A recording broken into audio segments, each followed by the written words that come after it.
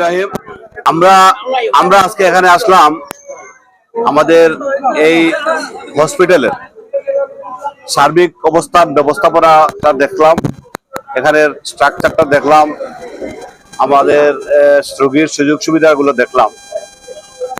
তো আর পাশাপাশি এখানে আপনারা জানেন যে ইতিমধ্যে সারা বাংলাদেশে একটা হামের প্রকোপ হয়েছে। সেই হামের ট্রিটমেন্টের কি অবস্থা সেটুকু পর্যবেক্ষণ করলাম আমরা। বাস্তব অবস্থা আসলে বিগত সরকার, ফ্যাসিস্ট সরকার সমগ্র দেশে মুখে বলেছে উন্নয়নের জোয়ার বইয়ে দিয়েছে।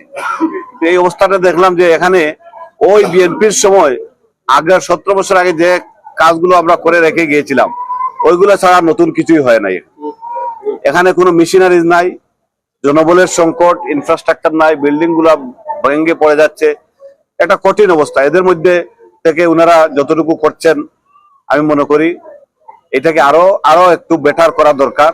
কিন্তু বেটার করতে হলে অবশ্যই সরকারের কাছ থেকে জনবল এবং আরো বেশি করে ঔষধ ব্যবস্থাগুলো আনা দরকার। তো আমরা প্রশাসনের সাথে আমরা বসে সেটা আলোচনা করেছি।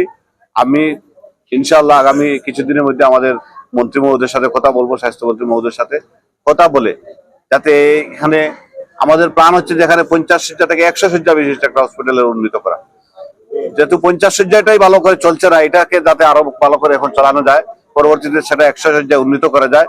কারণ এখানে জায়গাও আছে, এই জায়গাগুলোকে নিয়ে যাতে একটা বিল্ডিং করা যায় সেই ব্যবস্থাটুকু আমরা করার চেষ্টা করবো।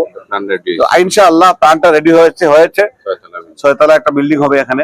আমি আশা করি ইনশাআল্লাহ আগামী দিনগুলোতে এখানকার চিকিৎসা সেবা বৃদ্ধি পাবে, পাশাপাশি এলাকার মানুষের স্বাস্থ্য সেবার যেটা উন্নয়ন সেটা করতে হবে। শুধু সেখান নয়, আমাদের প্রতিটি ইউনিয়নে যে স্বাস্থ্য কমপ্লেক্স গুলো আছে সেগুলোর বেহাল অবস্থা, বিশেষ করে জনবলের সংকটটা অত্যন্ত চরম হয়েছে। তো আমরা সেটা নিয়ে কথা বলবো। তো আমার দৃঢ় বিশ্বাস ইনশাআল্লাহ আমরা সবার মিলেমিশে পরিকল্পিতভাবে এই গোলাপগঞ্জ এবং বিয়ানীবাজারের মানুষের স্বাস্থ্য সেবাটা মানুষের কাছে পৌঁছে দিতে পারবো। এবং আপনারা জানেন যে ইতিমধ্যে আমাদের মাননীয় প্রধানমন্ত্রী বাংলাদেশের দেশের জনগণের আশা আকাঙ্ক্ষার প্রতীক জননেতা তারেক রহমান সাহেব বলেছেন যে সবাইকে হেলথ কার্ড নিশ্চিত করবেন।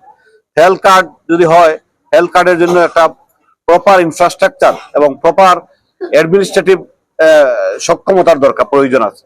আমার দৃঢ় বিশ্বাস আগামী দিনগুলিতে সেই সক্ষমতাটা বৃদ্ধি পাবে এবং আমরা আমাদের কাঙ্ক্ষিত লক্ষ্য মানুষের স্বাস্থ্য সেবা পৌঁছে দেওয়া সেটা নিশ্চিত করতে পারবো। সবাইকে ধন্যবাদ।